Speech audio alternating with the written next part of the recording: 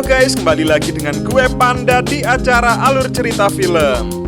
Pada episode kali ini gue akan bahas alur cerita dari film Jakarta vs Everybody tahun 2021. Penasaran gimana ceritanya? Jangan kemana-mana, pantengin terus alur cerita film by Founder Story.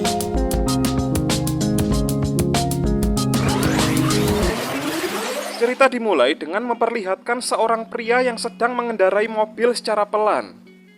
Pria itu bernama Dom yang diperankan oleh Jeffrey Nicole. Dom ini merupakan seorang perantauan. Dia berasal dari Padang lalu merantau ke Jakarta untuk mengejar cita-citanya menjadi seorang aktor. Ketika Dom membuka kaca mobil, tiba-tiba ada orang yang menjedotkan kepala Dom dari belakang. Anjing! Diketahui ternyata mereka sedang melakukan syuting. Merasa tidak terima dengan adegan syuting tadi, Dom akhirnya memberontak. Anjing lo, kentot! Mereka dilerai oleh kru. Udah! Dom mengambil uang bayarannya sejumlah 300.000 lalu kemudian pergi.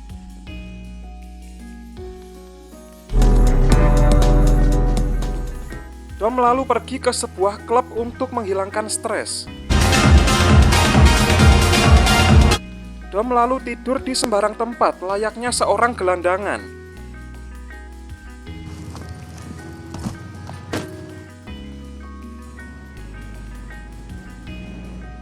Keesokan harinya, Dom melanjutkan perjalanannya.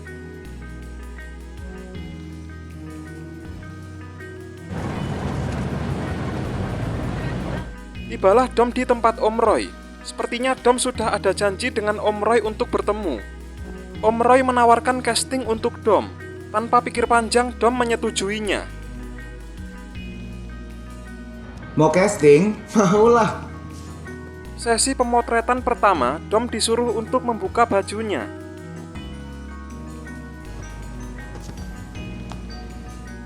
Lalu yang kedua, Dom disuruh membuka sedikit resleting celananya. Kecurigaan Dom mulai memuncak ketika Om Roy menyuruh Dom membuka semua pakaiannya. Bisa dibuka aja semuanya. Dom emosi lalu merebut kamera Om Roy untuk menghapus semua foto-fotonya. Gua bukan buat bacol lo, anjing. Dom pergi ke sebuah minimarket untuk membeli minuman. Kita sok kirim.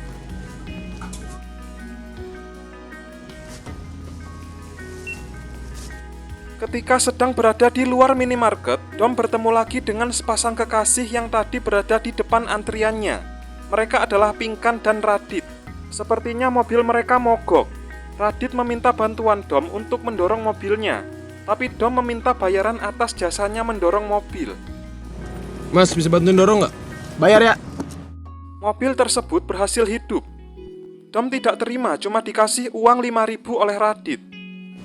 Tai, goceng doang. Dom lalu bertanya pada Radit, apakah Radit punya tempat tinggal yang cuma bayar 300.000 per bulan. Gue baru cabut. Yang 300 ribu doang ada nggak? Radit lalu mengajak Dom pergi bersamanya. Dom, bang. Dom. Mereka tiba di sebuah rumah susun. Pinkan lalu memperkenalkan Dom kepada ibu kos. Saya bawa orang nih lagi nyari tempat. Dom melihat keluar jendela ada Radit yang sedang membicarakan sesuatu kepada dua orang anak buahnya. Sepertinya Dom mengerti apa yang mereka bicarakan. Roni ketangkep. Dom bertanya pada Radit apa pekerjaannya. Radit menjawab dia bekerja di barber dan sekaligus menjadi bandar narkoba. Sama Bedi. Dom menginginkan untuk join. Radit lalu menggeledah Dom, memastikan bahwa Dom bukan seorang mata-mata. Radit dan Pinkan lalu mengajak Dom ke sebuah kafe. Radit merasa kesal mendengar Pinkan sedang teleponan dengan cowok. Oh boleh Kap. Anjing. Dom tidak bisa tidur karena suara berisik dari kosan sebelahnya. Rupanya Radit dan Pinkan sedang party di kamarnya. Pinkan mengajak Dom masuk ke kosannya. Dom belajar dari Radit cara menakar narkoba dan cara beroperasi. Dom dibekali tas waistbag dan ponsel oleh Pinkan. Lo broadcast kode Jakarta. Mereka mulai beroperasi. Radit mengantarkan anak buahnya satu persatu dan Dom belum beroperasi saat itu.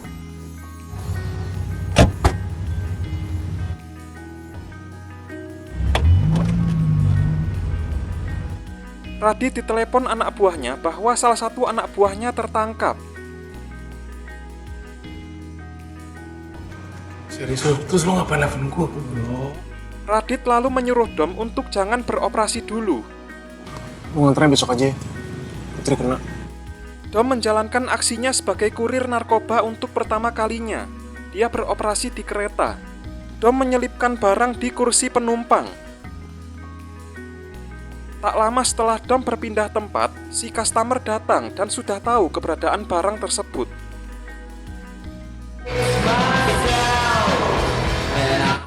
Aksi kedua Dom dijalankan.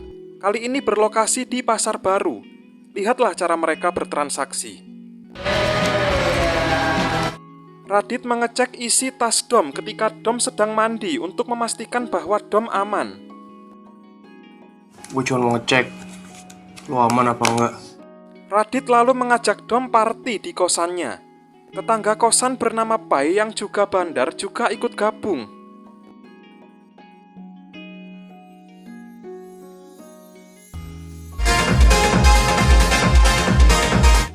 Di hari berikutnya, Dom kembali beraksi. Kali ini berlokasi di sebuah hotel bernama Hotel Monopoly. Dom menyamar sebagai room service dan kali ini barangnya diselundupkan di makanan yang diantar Dom. Oh iya deh, saya pesen. Dom mengambil 3 orderan lagi pada Radit. Kali ini Dom mengantarkan barangnya melalui paket ekspedisi.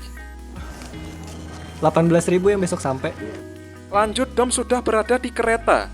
Kali ini dia sengaja meletakkan barangnya di bawah tempat duduknya agar si pelanggan mengambil sendiri barang yang diordernya.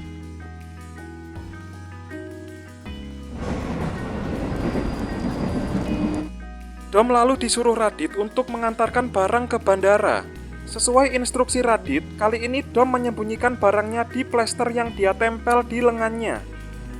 Ketika sampai di bandara sesuai waktu yang disepakati, Dom menempelkan plester berisi barang tersebut di kursi bandara. Dom sudah berada di sebuah diskotik. Di situ juga ada Radit, Pai, dan Pinkan yang saat itu sedang nge-DJ. Pai sengaja memberi alat kontrasepsi pada Dom. Dom langsung tahu maksudnya Pai, lalu Dom beraksi mencari mangsa. Seperti biasa, Dom pulang nebeng di mobilnya Radit dan Pinkan. Radit cemburu karena akhir-akhir ini Pinkan dekat dengan Dom. Cium! Dom mendapatkan orderan lagi. Kali ini Dom menyamar sebagai pengantar pizza.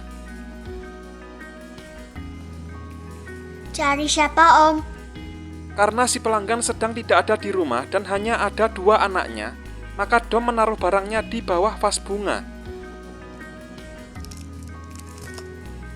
Dom sudah berada di sebuah pasar dan sekarang Dom menyelundupkan barangnya di bawah tumpukan telur puyuh.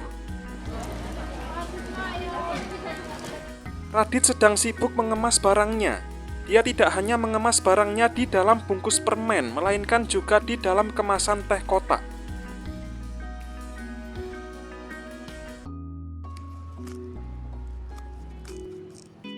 Dom beraksi lagi. Kali ini Dom menyamar jadi kuli es tabung. Tapi ada yang aneh dengan orderannya kali ini. Si customer tidak muncul tepat waktu. Radit menelepon Dom untuk memastikannya. Perasaan Dom tidak enak. Radit lalu menyuruh Dom untuk pergi. Rasanya gue gak enak, Bang. Tapi Dom sudah lebih dulu tertangkap.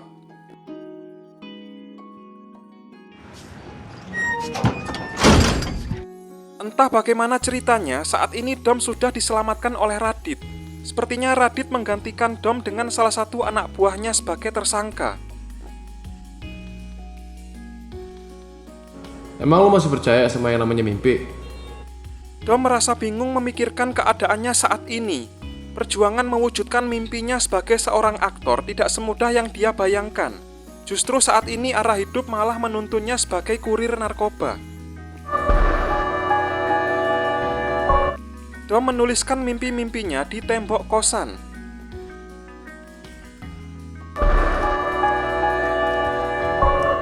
Di dalam kereta, Dom tidak sengaja bertemu dengan Kansa, salah satu customernya. Di situ mereka saling berkenalan. Kansa ternyata bekerja sebagai perias mayat.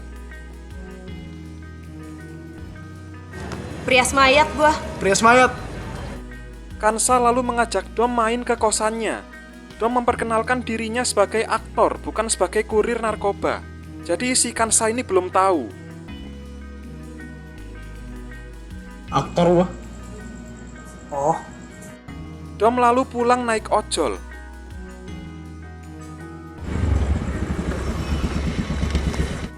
Dom sempat mengobrol nggak jelas dengan ibu kos. Biar aja, nggak gue pikirin. Dom mulai beraksi lagi. Kali ini Dom berada di lokasi syuting film.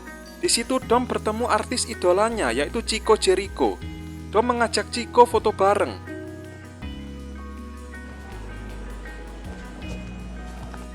Dom meletakkan barangnya persis di bawah tempat duduk Chico.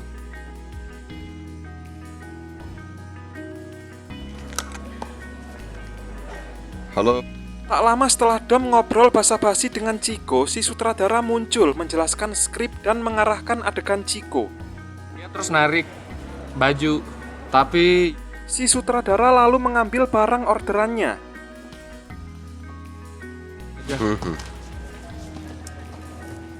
Hari-hari Dom sedikit berwarna karena kedekatannya dengan Kansa. Ya, Dom juga sering main ke kosan Kansa. Ya tahu sendirilah ya habis ini mereka ngapain. Namaku Bento. Keesokan harinya Dom beraksi lagi. Kali ini Dom berpakaian rapi karena si customer sepertinya seorang pekerja kantoran. Udah lama nganter-nganterin gini. Lumayan. Lanjut, Dom sudah berada di jalan raya untuk mengantarkan orderan selanjutnya. Lihatlah cara mereka bertransaksi. Dom sudah sampai di kosannya. Pai memperingatkan Dom untuk keluar dari pekerjaan itu. Hati-hati, lo masih muda. Lepas aja. Dom beraksi lagi. Kali ini Dom menyamar sebagai waria untuk mengelabui customer. Karena customer yang order adalah seorang waria juga.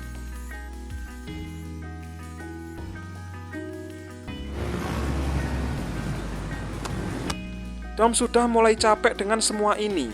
Suatu hari Dom melihat iklan syuting sinetron di ponselnya. Dom meminta izin pada Radit bahwa dia ingin ikut casting. Gua ikut casting lagi ya? Mendengar itu Radit tidak terima dan mereka langsung ribut. Dom meminta maaf pada Radit. Radit lalu menyuruh Dom untuk menjemput Pinkan nanti malam karena Radit harus mengambil barang. Ntar malam lo yang jemput Pinkan. Dom lalu menjemput Pinkan, tapi mereka tidak langsung pulang. Dom justru mengajak Pinkan pergi ke Ancol. Dan tahu sendirilah ya habis ini mereka ngapain. Lu mau ke Ancol gak? Sehabis mandi, Dom mendengar suara Pinkan menangis. Ternyata Radit hilang. Kemungkinan dia tertangkap. Dom mencurigai Pai yang melakukan semua ini. Dan ternyata memang benar, Pai sengaja menjebak Radit. Dom yang merasa dirinya sudah tidak aman lagi berada di situ, akhirnya memutuskan untuk pergi.